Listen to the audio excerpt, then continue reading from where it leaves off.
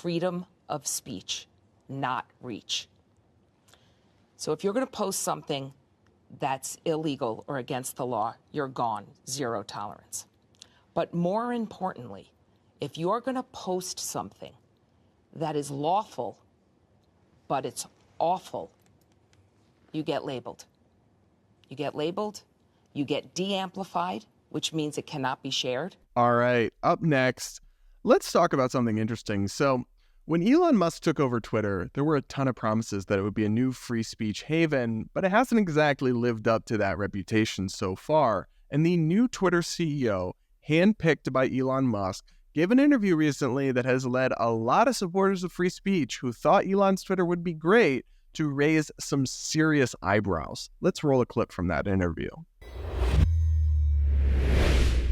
We have built brand safety and content moderation tools that have never existed before at this company. And we've introduced a new policy, to your specific point about hate speech, called freedom of speech, not reach.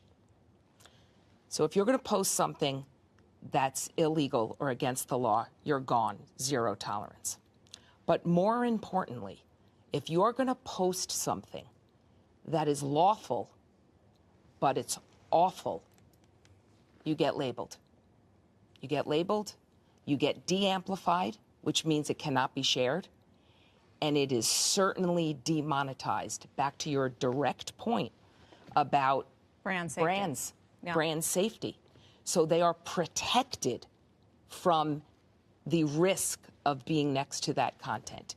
And it's also why it's really important to note that once a post is labeled and it can't be shared, and the user sees that, 30% of the time, they take it down themselves. Staggeringly, they take it down. And that reducing that hateful content from being seen is one of the best examples how X is committed to encouraging healthy behavior online.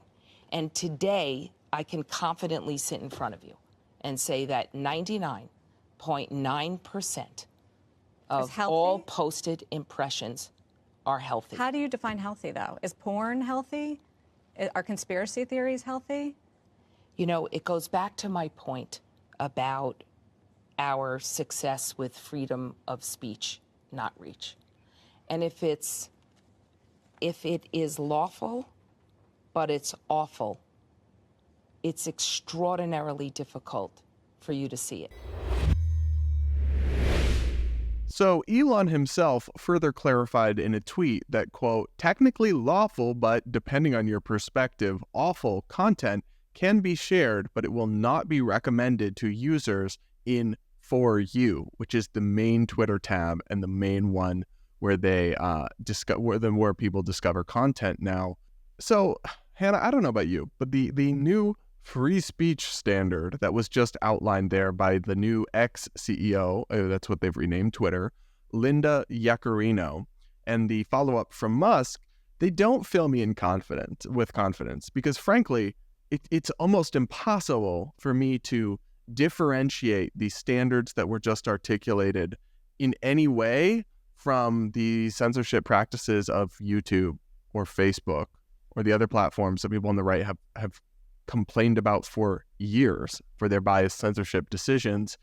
I mean, that sounds literally like the same thing. And give me your thoughts, because I'm still scratching my head at that word salad.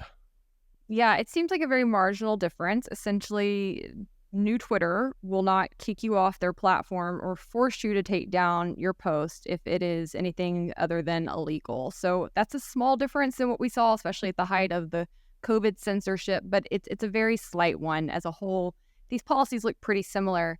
I think that I have a little empathy here because content moderation is very, very difficult when you're trying to run a successful platform. Obviously, porn is legal, but do you and I want to be on a website all day where we're constantly seeing porn? Absolutely not. We don't want to be seeing graphic images. So I do understand to some extent the conundrum some of these companies are facing and trying to find ways to moderate content while upholding free speech, but also ensuring that users have a pleasant experience and want to spend a lot of time on their platforms, and that advertisers want to spend a lot of money on their platforms because that is how and why they exist. And they have a first obligation to make money as a private business. I'm not mad at anybody for trying to maximize their profits. So I guess I'll take a little bit of a hardline capitalist stance on that. And Well, I hang will on. say Let me just also, include one caveat that that's all very reasonable. However, Elon specifically promised that he was a free speech absolutist, and he didn't include any of those caveats in his promises. So while but what you're Elon saying, is obviously full of hot air on numerous yes, subjects. He's been a huge disappointment in a lot of areas. I have had to retract my hot comments on many things for him. So I mean, I think he's somebody, I really do. I think he's a bit of a blowhard. I think he comes out and says things, and I think he says things that he thinks will get him applause or get him attention, and then he has to retract or back off of that. And, you know, he said that before he actually was running a company. And now that he's actually in the throes of it and his pocketbook's on the line, he's not so much of an absolutist. So I'm a bit of a middle roader on this. I think he overspoke. I think it is the government's job to not impede free speech more so than a private company's.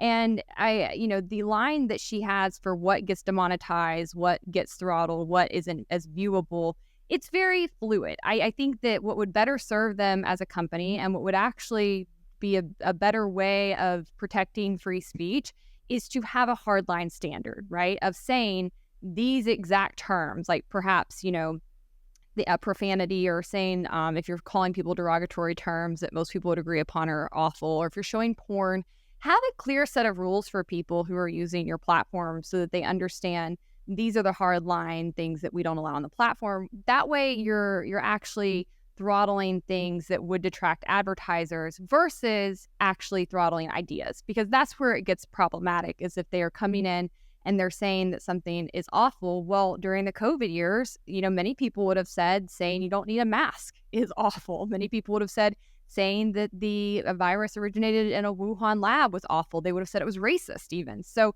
I think that you need to be much clearer in your standards of what is awful versus legal if you're going to have these kind of awful practices. is a completely unworkable bullshit standard. That means whatever the employee thinks is like, that is just totally vague, totally ripe for abuse.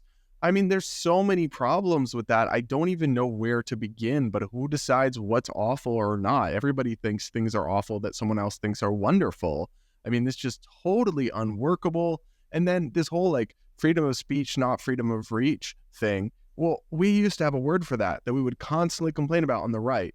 It's called being shadow banned. And now Elon's doing it, and they're like, yes, Daddy Musk, yes, new ex daddy, yay. His simp army is ridiculous. Anytime you criticize this man, and I've praised him on many occasions, anytime you criticize him, his simps flood the comments, and they just will constantly shift the goalposts. What I think, and look, I agree with you, content moderation is difficult. I don't envy the position that they're in. What I think the ideal solution would be to allow users to filter their own experience. So for example, allow me to filter my feed. Check a box, filter out all pornography. Check a box, filter out all profanity, and then allow advertisers to pick which posts they want their ads to appear on. But don't rig the algorithm in favor of the posts that you think are, quote, healthy. And then she's asked what that means, and she dodges the question. Totally because pivots. nobody knows what it means. It's so subjective. It's so vague. And that's always been the biggest complaint about these big tech companies, is that their standards are arbitrary and capricious and vague. And guess what? We're getting more of the same from X. I mean, there's still people banned who are, horrible, but who don't break the law. Kanye West was banned for tweeting a Star of David with a Nazi symbol in it. That's a good example of something that's horrible and evil, but it's not illegal. It's free speech. And Elon promised to be a free speech absolutist, and he promised that anything that was lawful would be allowed on the platform. That is lawful speech in the US. Yeah, he banned Kanye, and he made up some excuse that it was inciting violence, even though it wasn't. It was just a hate symbol.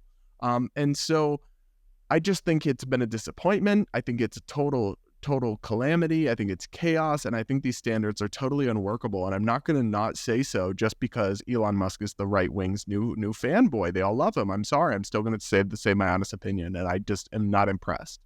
Well, and as somebody who cannot stand many of these kinds of ideologies, I hate people who hate whole groups of people, right? That's a terrible thing, but you need to be able to counter bad ideas, to debate them, to debunk them, to highlight the people who are pushing them. I think that there's this real fear underlying most of these kinds of decisions and policies and pushbacks because people don't feel that they are capable of encountering evil and overcoming it. And I don't feel that way. I think that I have the vocabulary and the knowledge and the ability to adequately confront things like that and to take them down. And I think when you instead try to shadow ban them or shield them, you make them more interesting and alluring to a certain subset of people. You make them feel more powerful and hard to conquer than they actually are. You give them a power they would not otherwise have through those actions. Whereas if you allow them to be shredded by the vast majority of people who are good people with common sense and reason, you expose them for the vapidness and just sort of small people behind them that are there. So I don't think that this is an effective way to go about running a company. I also don't think it's an effective way to actually get rid of hateful ideologies or to encounter them. And unfortunately, that's kind of the knee-jerk response you increasingly see throughout society. So I'm with you. I think they should have very clear standards on what is or isn't suitable for their platforms, moderate based on that, be very, very limited in what you actually do shadow ban and get rid of. And that would be a comfortable position for most companies to put themselves in.